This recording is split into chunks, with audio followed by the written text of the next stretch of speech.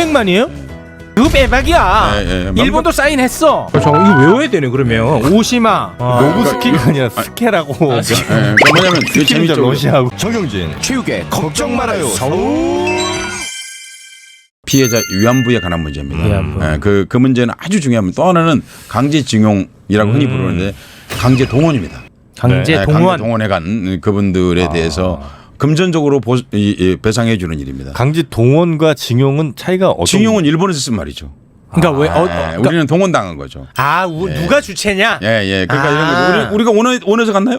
아니잖아요. 근데 제가 그래서 하나 여쭤볼게요. 그러네. 무릎을 치게 하네. 여쭤볼게요. 네. 우리가 일본에 징용 끌려갔다고 그러는데 몇 명 정도 갔을 것 같으세요? 야, 그건 정영 씨가 워낙 책 많이 읽거든요. 다 포함해서 마음껏 써보세요. 200만 보겠습니다. 너무 많은 거 아니야? 그렇죠. 되게 많을 거라고 보죠. 충격받게도 700만이에요. 700만이에요? 와. 어떻게 해서 700만? 전 일본한테 사과받고 싶지 않아요. 1939년도부터 45년 8월 15일까지 강제 동원, 일본 제국주의에 강제 동원된 한국인이 700만 명이. 700만 명이라고 자그만지. 와. 그리고 최대 50만이 죽었어요. 50만이? 네, 죽었다고요. 최대 50만까지 보고 있어요. 네.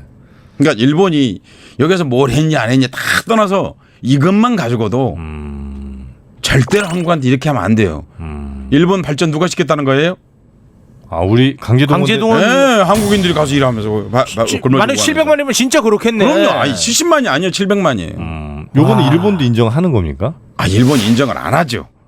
우리나라 정부에서 갖고 있는 자료를 최대한 가지고 조사를 하는 것이 연인원 700만 명으로 보고 있습니다. 와, 심각하네요. 아니 그러면 10,000명을 주면 집 몇 채 짓지 않겠어요 우리가요? 누구든지. 공장도 몇 개를 돌리죠. 그렇죠. 바로 그 얘기예요. 700만인데 그 당시 우리가 인구가 2천만이었습니다. 아유, 3분의 1이. 그냥 남자들 다 데리고 갔다고 봐야겠네. 그렇습니다. 팔다리 성한 사람은 다 끌려간 겁니다. 이 유엔에서 이렇게 말한 겁니다. 원래 인권이라는 국가 단위 인권 개념이라는 게 1차 대전 즈음에 처음으로 본격적으로 생기는 거예요. 국제법 개념과 그 안 인권이 생각한 것이. 왜냐하면 그전에는 제국주의자들끼리 지들끼리 힘센 자들끼리만 있었으니까 자기들끼리만 외교를 하면 됐어요. 근데 1차 대전 끝나고 좀 해보자 했는데 잘 안 됐어요. 그래서 2차 대전이 끝나고 나서 이거 정말 뭔가 인권에 관한 중대한 걸 결정을 해야겠다라고 생각을 한 거 왜 그러냐면 홀로코스트를 보고서요. 그러니까 저기 아우슈비츠에서 엄청난 대량 학살이 일어나는 걸 보면서 이거는 어떻게 근본적인 해결이 필요하다. 그래서 만들어진 게 세계 인권 규약이에요. 그 세계 인권의 날이 12월 10일인 이유가 유엔에서 그날을 정했기 때문이에요. 그때. 그런데 2005년도에 유엔에서 이런 결정을 내렸어요. 그게 뭐냐면 이런 강제 동원된 것들에 대해서 국가는 그 개인의 권리를 침해할 수 없다라는 선언을 일본도 서명을 거기 했어요. 2005년에. 네, 2005년에. 국가 폭력이 오면 우리가 저항할 힘이 거의 없잖아요. 없죠. 총을 들고 와서 너 임마 저 아오지 탄광으로 가자 혹은 일본 어디 탄광으로 가자. 방법이 어떻게 거절하겠어요. 그럼 사후에 거기에 대해서 소송하거나 그걸 요구할 수 있는 것들을 하는 것들 기본 원칙을 발표했어요. 그리고 아예 영어로 가이드라인 이렇게 돼 있어요. 가이드라인을 발표했어요. 2005년에. 그러니까 베이직 프리시팔스 그러니까 기본 원리.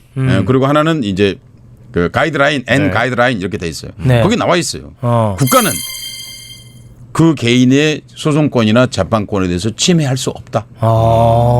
아니, 1965년도에 일본이 우리한테 다 배상해줬다 쳐야 하진 않았지만 하더라도 개인에 대해서는 우리 국가 개개인이 다 위임을 해야 국가가 받을 수 있는 거잖아요.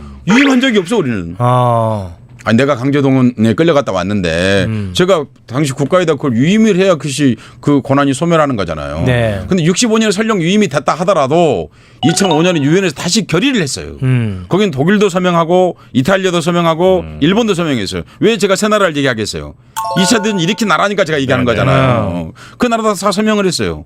그리고 국가는 개인의 침해받은 권리를 양도받거나 할 수 없다고 돼 있어 거기에. 그 자식들 그거 서명해놓고 왜 그래? 그러니까 그럼 당연히 우리나라가 지금 일본 기업들의 신일본 제철하고 등등에 우리가 소송을 했잖아요. 그러니까 거기에 대해서 일본 정부 아베 정부가 지금 우리나라 정부에다가 그걸 요구하고 있는 거잖아요. 니네 재판 그렇게 하냐. 삼권 분립을 말하기 이전에 유엔에 결의한 내용이에요 이것이. 거기 빼박이네 일본 지들 스스로 설명했어요 거기에 대해서. 강제동원 피해자들이 근데 왜 이렇게 드러나는 게 적어요? 그러니까 정부가 진작 이걸 조사했어야죠. 아 정부가 했어야 되는 거나 진짜. 해방되자마자 했어야죠. 근데 지금까지도 제대로 된 조사를 못했죠. 과정에서 많은 분이 돌아가셨고 상당수 분들은 사할일이 또 몇십만 남았고 일본에 남은 그분 강제동원돼서 남은 분들이 누구예요? 제1동포잖아요. 그렇게 또 그 사실상 그 일본에 의해서 해외를 우리가 쫓겨가거나 망명하거나 아니면 일본에 끌려가거나 해갖고 해외에 잔류한 분이 몇 분인 줄 아세요? 그게 다시 750만이에요. 그게 우리 해외 동포들이잖아요. 어떻게 슬프네. 그래 일본이 우리에게 저지른 일 무슨 개별적인 인권 다 떠나서 이런 것만 봐도 지금 해외 동포 대부분이 그때 끌려가신 분들이에요. 아니, 박정희 전두환 때는 그렇다 치더라도 네. 그 YS 정부에서는 굉장히 좀 뭐 일본에 대해서 좀 강력한 목소리 좀 내지 않았습니까? 근데 그때도 버르장머리를 고쳐주겠다고 그랬죠. 네. 근데도 그때도 못한 거예요 이거를. 그러니까 선언적으로 하는 것과 이렇게 구체적으로 디테일하게 하는 건 많이 다른 거죠. 그러나 어쨌든 간에 우리 정부들이 그런 각성을 해가면서 조금씩 이제 진척이 되어서 여기까지 오게 된 것인데 제 얘기는 우리나라 대법원 판결이 아주 그것도 신성한 것이지만 네. 대법원이 그 판결을 내린 법률적 근거를 제가 얘기하는 거예요. 우리나라 대법원이 유엔에서 그런 결의를 했기 때문에 판결을 내린 거예요. 그걸 토대로 마음대로 할 수가 없잖아요. 그래요? 왜냐하면 65년에 우리 정부가 잘못된 협상해서 결과물이 있기 때문에 쉽게 그걸 뒤집기가 어려웠어요. 그런데 2005년에 유엔에서 그 결의를 한 거예요. 국가는 그 개인의 피해에 대해서 영향을 끼치거나 그럴 수 없다. 그럼 아니 명문화돼서 그 독재국가다. 그렇잖아요. 우리가 아니 그러면 이렇잖아요. 우리가 일본 가서 교통사고 났는데 일본하고 우호 관계를 생각해서 우리 정부가 우리 대통령이 나가서 야 너 트로이 줄 테니까 들어와. 이게 말이 됩니까? 그건 말이 안 되죠. 똑같은 거예요. 바로 그 얘기예요. 똑같은 거라고. 그렇게 하면 안 되잖아요. 그러니까 당연히 일본 국가나 일본 보험회사나 일본 기업이나 일본 개인을 통해서 우리가 당연히 거기에 대해 보상을 받고 와야 되는 거잖아요. 그 근거는 2005년 유엔 결의문이다. 그럼요. 그 빼박이야. 일본도 사인했어. 사인했어요. 명백한 거예요. 그건. 빼박이야 이거는. 이 얘기가 좀 많이 퍼져야 될 것 같은데요. 요새 검색 기능이 워낙 좋으니까 유엔 사이트에 들어가 있거나 하면 금방 찾을 수 있어요. 유엔 사이트 들어가면 금방 찾을 수 있어요. 이거 기가 막힌 부분. 언론에도 많이 소개됐죠 이거는. 많이는 안 된 것 같습니다. 잘 안 되고 있어요. 이 그래요? 부분은 좀 널리 알려야 될 것 같습니다. 우리 좀 시간이 좀 많이 지났는데 몇 분 정도 지났습니까? 지금 뭐 한 40분이 지났는데요. 이러면 안 되는데. 네, 그 아베는 누군지 아까 그 요시다 쇼인 얘기하다가 요시다 쇼인의 제자 중에 하나가 그 연결고리가 있다는 얘기를 들었는데 요시다 쇼인의 제자 중에 하나가 오시마 요시마사라는 사람이거든요. 그냥 오시마라고 하겠습니다. 오시마로 그건 외우지 않겠습니다. 오시마 요시마사라는 사람이 있는데 제자예요. 그 사람이 요시다 쇼인의 그 사람이 근데 1894년 7월 23일 날 아침 새벽 4시 10분쯤에 경복궁 서문 동문인 건춘문에 가서 총질을 했습니다. 우리 고종이 거기 잠들어 있었습니다. 그렇다고 우리나라 이제 그 당시에 우리 경복궁을 지키고 있는 사람들이 평양에서 온 군인들이 지키고 있었다 그 말입니다. 그러니까 우리나라 군인들. 우리나라 군인이죠. 하여튼 평양군이 지키고 있어 평양군들이 총소리가 나니까 그리 몰려갔죠. 그런데 이놈들이 다시 서문, 영추문이라고도 돼 있고 읽을 때 뭐 혹은 연추문이라고도 발음합니다. 써있기는 영추문으로 돼 있는데 서문으로 가가지고 실제로는 서문을 폭파한 거예요. 군인들을 유도한 다음에. 이해 가시죠? 동문으로 성동격서죠. 그러니까 동쪽을 가서 혼돈을 일으킨 다음에 서쪽문을 폭파했는데 폭파가 안 됐어요. 너무 문이 좋아가지고. 그래서 도끼로 문을 쪼개고 들어갑니다. 그래서 한국 평양군들하고 같이 7시까지 총격전을 벌입니다. 총격전을 거기 몇 년도라고요? 1894년 7월 23일 새벽 4시에. 그리고 사실은 우리 고종을 포로로 잡았습니다. 그리고 두 개의 문서에 대해서 서명하게 했습니다. 하나가 뭐냐면 여기 와 있는 청나라 군대를 일본군이 물리쳐 달라는 것을 일본 정부의 문서로 요청해라 하는 것에 대해서 해줬습니다. 또 하나는 동학군을 진압하는 데에 대해서 요즘 말하면 전시작전권을 일본군에게 넘겨라. 전시작전권이 최초로 넘어간 사건입니다. 그리고는 그 이틀 뒤에 아산만 풍도 앞바다에서 지나가고 있는 청나라 배에 함포 사격을 해가지고 청나라 배를 격침시키는 것이 청일전쟁입니다. 그렇게 시작된 겁니다. 근데 바로 이 오시마 요시마사가 아베 지금 일본 수상의 고조 할아버지입니다. 이거 외워야 되네 그러면. 오시마 요시마사. 요시마 외워야 되는 거네. 이 사람이 아베의 고조 할아버지. 고조 할아버지. 그리고 이 사람이 바로 동학군 진압하는 데도 총책임을 졌고 최초로 만주를 점령하고 만주에서 그 당시에는 만주를 점령한 일본군을 관동도독부라고 그랬는데 바로 관동도독이었어요. 그래서 안중근 의사에게 사형을 선고했습니다. 오시마 요시마사가. 와, 악질 중에 악질이네. 또 하나 이제 이 아베의 외할아버지. 아베는 자기 집에서 본가에서 크질 않고 외할아버지 밑에서 컸습니다. 기시. 예, 바로 기시. 기시노브스키. 예, 그건 알고 있습니다. 왜죠? 왜죠? 그러니까 수상 간제에서 성장했어요. 기시노브스키는 뭐예요? 그러니까 수상 간제에서 키운 이 사람이 뭐냐면 만주에서 일할 적에 그러니까 일본 관동군 밑에 만주국이라는 나라가 있었어요. 에신가라 푸이라고 하는 일본 그 청나라 가짜 황제를 앉혀놓고 했는데 그때 이 사람이 거기서 세운 게 뭐였냐면 산업 5개년 계획이었어요. 어디서 많이 들어봤죠? 5개년 계획. 그 박정인데요? 그거 갖다 한 거예요, 박정희가요. 아하. 기시가 만든 거를. 기시 거구나. 그러고는 이제 돌아와가지고 전범으로 잡혔죠. 네. 와서 만주국 문제로 이제 전범으로 잡혔는데 이제 일본이 어떻게 살아나는 거냐면요. 두 가지 이유로 살아납니다. 하나는 한국 전쟁 때문에 돈을 벌어서 살아납니다. 한국 전쟁. 예, 두 번째는 어떻게 살아나냐면 당시에 49년도에 중국을 국민당이 아니라 중국 마오쩌둥의 공산당이 중국을 점령합니다. 그러니까 이 미국이 아시아 전략이 근본적으로 바뀌게 되는 사건이 바로 마오쩌둥 때문입니다. 그걸 점령하게 되니까 원래는 일본군을 아작내려고 그러고 일본을 미국이. 네. 그런데 살려뒀구나. 중국하고 싸워야 하니까. 아. 그리고 오키나와를 기지화하고 중국을 상대로 해서 소련하고 중국을 상대로 해서 만든 거거든요. 한국 때문에 만든 게 아니에요. 오키나와 기지라는 게. 그러니까 그렇게 해서 그 일본을 이제 사실상 용서해 주는 조약이 뭐냐면 샌프란시스코 강화회담이에요. 그래서 오늘날 독도 문제가 거기서 비롯된 거예요. 사실은요. 그러니까 그 부분을 약간 희미하게 처리하는 바람에 지금 독도 다케시 일본 말로 다케시 일본 놈들이 다케시마 어쩌고 하는 말이 그때 생기게 된 거죠. 일본 말로 다케시마 우리 독도 문제를 독도가 중요하다고 최초로 주장한 놈이 누구냐면 바로 요시다 쇼인이.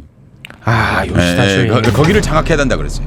요시다 쇼인. 그 이미 그렇게 말했다는 거죠. 그러니까 조선을 먹으라고 그래. 먹어야 된다고 그렇게 말했고 요시다 쇼인이. 그러니까 그걸 지금 이 사람들이 수백 년을 걸쳐서 시행하고 있는 거예요. 그 독도의 중요성을 그 사람이 알았는 요시다 쇼인. 알았죠. 예, 알았어요. 대부답네 일본 입장에서는. 알았어요. 그러고는 이제 조선을 먹어야 하고 위로는 만주. 남으로는 루손, 그러니까 필리핀 루손 섬을 얘기하는 겁니다. 거기까지를 먹어야 하는데 그때 2차 대전 판도가 똑같잖아요. 이미 그러니까 일본이라는 것은 요시다 쇼인의 지시 아래 지금도 복종하고 있는 나라인 거예요. 그래서 요시다 쇼인이 우리가 맨날 뉴스에 나오는 그 일본 신사가 유명한데 어디입니까? 저기 야스쿠니. 네. 야스쿠니 제1호 신이가 바로 요시다 쇼인이에요. 야스쿠니 신사 1호가 1호가 요시다 쇼인이에요? 네, 요시다 쇼인이. 아베 신조가 평소 입버릇처럼 얘기하는 사람이에요. 내가 가장 존경하는 선생님이다. 요시다 쇼인이? 네. 자기 그 고조 할아버지? 네, 아니요. 증조 고조 할아버지의 선생이죠. 그러니까 고조 할아버지의 선생이니까. 그리고 아베 실질적인 고향이 아까 말했던 야마구치인데 그 요시다 쇼인의 집에서 자동차로 30-40분 거리예요. 그러니까 아까 말했던 그 동네 한 동네 사람이에요. 그러니까 거기서 그 사람이 시골 사당 선생이었어요. 요시다 쇼인이. 그러니까 소나무 아래 시골 학교 그런 말인데 송화천숙이라는 걸 열고 그 제자들을 길러낸 거죠. 이토히로미하고 같이 공부했던 사람이 바로 아베 신조의 고조 할아버지인 거죠. 그리고 그 외할아버지는 기시 노부스케인데 기시는 해방이 되거나 일본 말로는 종전. 무슨 종전이야 패망이지. 패망을 하고 나서 나중에 수상을 했어요. 수상을 했을 적에 바로 우리가 알고 있는 한일 국교 정상화라는 그 회담을 주도한 사람이에요. 65년에. 예. 65년 당시에는 이 사람의 동생 이 수상이었어요. 야, 동생이 또 수상도. 동생은 이름이 사또 에이사쿠예요. 그러니까 기시노부스키의 동생이요? 예. 노부스키가 아니라 스케라고. 뭐냐면 재밌죠. 러시아하고. 기시노부스케 친동생은 성이 사또예요. 사또. 그러니까 원래 기시노부스케 성이 사또였어요. 근데 왜 기시? 일본은 성을 바꾸는 게 쉬워요. 양자로 들어가 그러면 성을 바꿔요. 그러니까 뭐 그 얘기까지 하면 복잡하니까 하여튼 그러니까 그래서 이제 조약을 체결한 놈은 사또라는 그 사또 에이사쿠라는 사람이 체결을 했고 실질적인 이 일을 다 주도했던 것은 기시노부스케. 그래서 기시노부스케의 별명이 뭐냐면 쇼와 바로 일본 왕 시절 얘기하는 거죠. 그러니까 쇼와의 요괴다 그랬어요. 요괴. 예, 뭐냐면 일본이 붙인 거 우리가 붙인 게 아니라. 무슨 얘기 얼마나 장교가 많고 하든지. 그러니까 바로 그 시대 때. 그 시대에 아베가 55년생이거든요. 그런데 바로 그 시대에 그 수상 간저에서 성장기를 보낸 사람이 아베 신조예요. 그럼 이건 뭐 외교로 풀고 뭐 그럴 상황이 아니네. 기시노부스케의 집에서 성장을 한 거예요. 수상 간저에서. 모든 사상이 다 그쪽에 있을 수가 없네. 아베가 취임할 적에 아베가 국회의원이 처음 됐을 초선 국회의원이 됐을 적에 취임사 왜 국회의원이 되셨습니까? 그랬더니 제 꿈은 하나입니다. 그랬어요. 바로 헌법 제9조 큐조를 큐조를 바꾸는 바꾸기는. 이건 뭐 방법이 이게 벌써 옛날에 얘기한 거예요. 옛날 나왔구나. 그러니까 고이즈미가 2002년도에 평양을 방문했습니다. 그래서 김정일하고 만났죠. 네. 일본 수상이 네. 북한 국방위원장하고 만났죠. 그때 따라갔던 사람이 바로 아베 신조예요. 따라가지고 고이즈미가 말렸음에도 불구하고 김정일 앞에서 뭔 욕을 했냐면 납치 문제를 거론했어요. 아베가 아베가 거론한 거예요. 고이즈미가 거론한 게 아니에요. 그래서 스타 됐구나. 그래서 바로 그거예요. 그래서 수상이 된 거예요. 그것 때문에. 네, 그것 때문에. 그러니까 뭐냐면 그래서 납치의 아베 별명이 그래. 일본에서는 일본 사람들 그럴 때 할 때 무슨 의 이런 말 넣잖아요. 그러니까 납치의 아베. 그러니까 납치를 언급한 아베라는 거죠. 그러니까 이게 이해 가셨죠? 이제 봐보세요. 그러니까 제가 어떤 개인을 욕하고 싶은 마음 추호도 없습니다. 없습니다. 그런데 그 사스마하고 조슈는 전통적인 우리 한국 사람들이 이해하기 가장 좋은 용어로는 외구의 마을이었다. 그리고 후손들이다 이 사람들이. 네. 그리고 정말 서울 부산하고 한반도가 가깝다는 겁니다. 한반도 남해안이 그들 집에서 보입니다. 네. 이또 이름의 집에서도 조금만 나가서 보면 보입니다. 그 사람들이 주로 일제 강점기 때 거의 대부분 우리 한반도를 와서 지배했던 사람은 그 동네 사람들이라는 겁니다. 네. 그리고 일본의 지금 지배 세력이라는 거고, 그리고 자민당의 핵심 자민당을 만든 게 그 집안이에요. 기시노부스케 자민당을 만들어요. 그러니까 그래요? 그래서 지금까지 거의 60년 가깝 60년 넘는 그 시간 동안을 사실상 일본을 자민당 독재 국가로 만들어 놓고 있고 그러는 과정 속에서 일본 국민들은 민주주의로부터 완전히 소외된 거죠. 그러니까 일본에 무슨 일이 생기면 민주적 요구가 거의 없어요. 일본에서. 한 집안 혹은 뭐 한 동네 사람들이 그렇게 몇십 년 동안 한 나라를 지배하는 것도 진짜 웃긴 일이네요. 1868년부터 지금까지 지배하고 있는 겁니다. 1868년 메이지 이신, 지들 말로 명치 유신 때부터 지금까지 그 두 세력이 현재까지도 일본을 전체를 장악하고 있는 채로 그런데 그들이 마침내 이제 한국이 북한하고는 평화적인 분위기 형성이 되고 한국이 어떤 독자성을 가질 것 같으니까 뭔가 이렇게 하려고 하는 그런 조치를 취하고 있는데 더 안타까워 솔직히 말해서 안타까운 말씀을 드리지 않을 수 없는데 아베가 헌법 구조를 바꾸겠다고 했을 때 그걸 승인해 준 사람이 오바마예요. 내가 얘기했지. 오바마 싫다. 이형 오바마 너무 좋아해요. 그래서 정말 얘기했잖아. 이형 오바마 좋아한다니까요. 오바마가 일본이 재무장을 하는 것을 승인해 줘요. 그래. 그러니까 무슨 얘기냐면 정말 한국말로 쓸 수밖에 없는 오바마 오버하지 말라고 하고 싶은 거예요. 그러니까 이런 겁니다. 제가 말씀드리고 싶은 거는 국제 관계에 동맹 설리누 너무 믿었다는 큰일 납니다. 오바마는 아니야. 우리가 살아 있어야 돼. 우리 힘이 살아 있어야 돼. 살아 있어야 돼. 그리고 이제 아베의 제안으로 미국이 그 동안에는 이제 그 이너 씨 그렇게 말해요. 오션이라고 하지 않고 내해. 미국이 내해를 간주, 자기 바다다 이거죠. 간주하고 있는 게 그동안 태평양이었어요. 그 태평양에 했는데 그걸 확대해서 아베의 제안으로요. 태평양 인도양으로. 인도양까지? 네, 인도양까지를 이제 미국이 내해로 간주하는 거예요. 기동 전략이 달라지는 거죠. 그러니까 흔히 말해 칠함대가 다니는 길이 달라지는 거죠.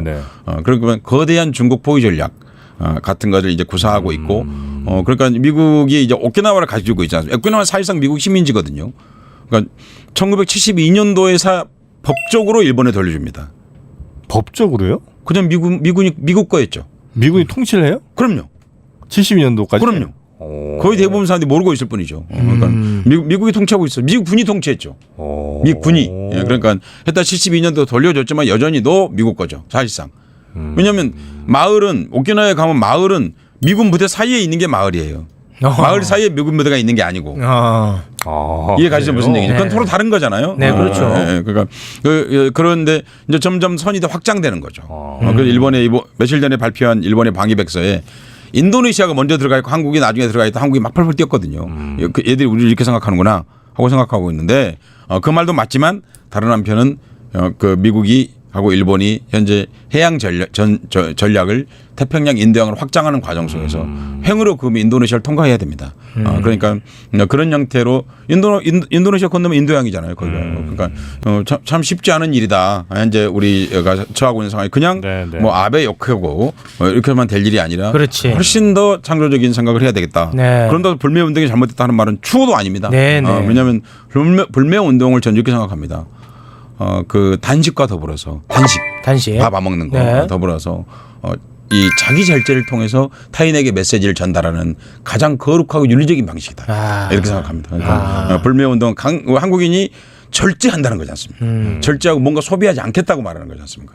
그걸 통해서 일본에게 우리 메시지를 전달하는 아주 피부에 직접 닿는 아주 훌륭한 한식 투쟁과 같다. 네. 이 표현은 제가 어딘가에서 쓰겠네요.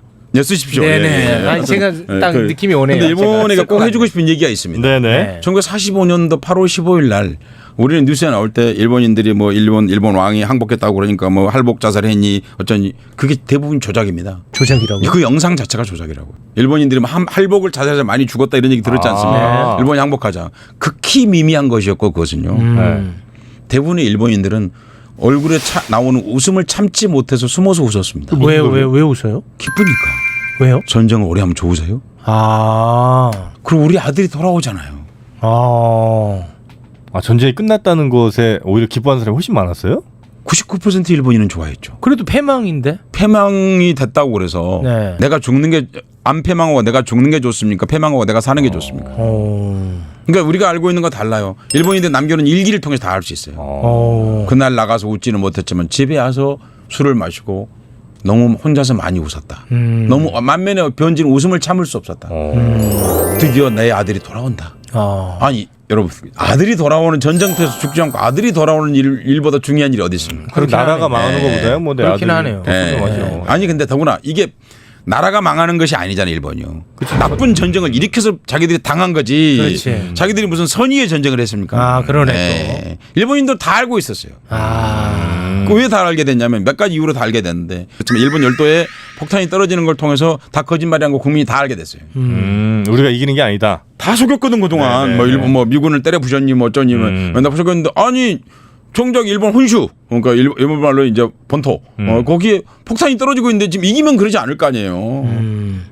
그렇잖아요. 네. 그리고 또 하나는 뭐냐면 두 집 간격을 하나씩 전사자 명패가 붙어 있는 거예요. 유가족의 집. 아니 전쟁에서 이기면 이렇게 많이 죽지는 않을 거 아니에요. 네네네. 그리고 세 번째 배급 식량이 점점 줄어들었어요. 전쟁 말기에는 하루에 쌀 160g을 줬어요. 하루에? 네. 세끼 먹으라고. 그러니까 배가 고파가지고 사람들이. 그러니까 굶어 죽는 사람이 속출했거든요 실제로요. 그러니까 무슨 얘기죠? 전쟁에 뭐라도 이기고 있으면 그러지 않을 거 아니에요. 그리고 1900 대략 40년대 초반쯤 되면 일본하고 한국에서 커피가 사라져요. 커피요? 네. 이게 아직 일상생활이 얼마나 변했나를 말씀드리는 거예요. 네. 커피가 왜냐하면 미국 함대하고 잠수함이 커피 생산지에서는 모든 경로를 다 차단하고 있었어요. 그러니까 커피가 안 온다는 것은 고무가 안 온다는 뜻이에요. 고무. 고무가 어디서 나요? 생산지가 비슷하고. 고무가 안 온다는 건 석유가 안 온다는 뜻이에요. 일본 석유 없잖아요. 그러니까 커피 하나로 다 할 수 있죠. 사람들이 바보냐고요. 그동안 선전할 적이 있었을 거 아니에요. 생고무를 일본인들에게 막 무료로 나눠줬어요. 신발. 우리가 드디어 인도네시아를 점령했다. 뭐 미얀마를 점령했다. 그런데 그 신발도 안 주지. 그리고 커피도 안 오지. 그럼 석유도 없지. 눈치 깠구나. 네, 다 알고 있었던 거예요. 그런 상황에서 기적적으로 내 아들이 살아서 돌아올 수 있다면 그러면 종전이 좋겠어요, 안 좋겠어요? 좋죠. 네, 그 종전에 너무너무 기뻐했어요, 일본인들. 근데 일본에서 뭔가 좀 거룩하게 보이기 위해서 할복했다 이런 거를 조작한 거구나. 일본 국가주의가 남아 있었던 거죠. 사실은 이제 우리가 아무리 나라도 좋지만 내 동생이 나가서 죽으면 그 전쟁 찬성하고 싶지 않잖아요. 그렇죠. 그러니까 바로 일본인들 하고 싶은 얘기예요. 아베를 말려야 한다는 겁니다. 이제 말려라. 아베를 끌어내야 한다는 겁니다. 만약에 여러분들이 또 군국주의를 해가지고 만약에 전쟁이 난다면 그때 일본이 가지고 있는 우월성과 한국이나 중국이 갖고 있는 것은 이미 거의 대등해요. 한국이 현재 군사력이 세계 7위예요. 일본이 8위예요. 우리가 일본보다 앞선다고요. 1대1 대응으로 하면요. 현재까지 물론 이제 무기의 특성 서로 차이가 있고 하지만은요. 그러니까 만약에 무슨 군국주의적 태도를 취한다면 전멸하는 거예요, 정말로. 우리보다 더 많이 죽었거든요, 일본인들이요. 당연히 그러지 않았겠습니까? 전쟁을 군인들 당연히 자기 당사국이니까. 그런 고통을 다시 겪고 싶냐고요. 그러니까 그러기 위해서는 아베를 끌어내리고 헌법 구조를 지키는 거죠. 지켜라. 그래서 알겠습니다. 헌법 구조를 지킬 때만 일본인들이 아시아의 평화의 한 중심점에 살 수 있다라는 말씀드리고 구조가 바뀌면 일본이 맹주가 되는 게 아니라 일본이 정말 앞으로 일본의 미래는 우울해질 것이다. 패망으로 가는 거네요. 또 다시. 뭐 그 말까지는 제가 할 수는 없고 알겠습니다. 그럴 수 있다는 겁니다. 자, 선생님 제가 알겠습니다만 6번째 한다는 거는 끝나라는 제가 얘기였군요. 지금 네네. 다음 일정이 지금 너무 급하다는 얘기거든요. 오늘은 요 정도로 마무리를 짓고 다음에 꼭 좀 나와주시기 바라겠습니다. 근데 오늘 방송이 재미없었던 거야. 너무 좋았어 오늘. 오늘이 지금까지 중에 제일 좋았어. 네. 오늘이 제일 좋았어. 중간에 재밌는 얘기를 많이 못했던 건데. 아니, 오늘이 제일 좋았어요. 그랬어요. 네. 너무 진지해가지고. 오늘이 제일 좋았어요. 다른 어떤 날보다 저희가 가장 많이 받아 적은 날입니다. 네네네. 저 보세요 이렇게 많이 썼잖아. 그렇군요. 네. 오늘 이건 갖고 갑니다. 제가. 네네. 네. 자, 오늘도 저희에게 너무 좋은 얘기 또 하여간 올 때마다 흥행 보증수표입니다. 그럼. 네. 자, 우리 감독님. 네. 앞으로 8월 15일 비롯해서 계속 우리나라를 좀 지켜주시기 바라겠습니다. 근데 두 분은 이렇게 방송 같이 하고는 되게 밥도 먹자고 그러던데. 그 우리는 공사 구분이 정확합니다. 밥 먹자는 게 공사하고 무슨 관계 있어? 자, 오늘도 저희와 아주 재밌는 얘기 해주신 서혜성 감독님 다시 한번 큰 감사 말씀드리겠습니다. 정말 고맙습니다. 고맙습니다.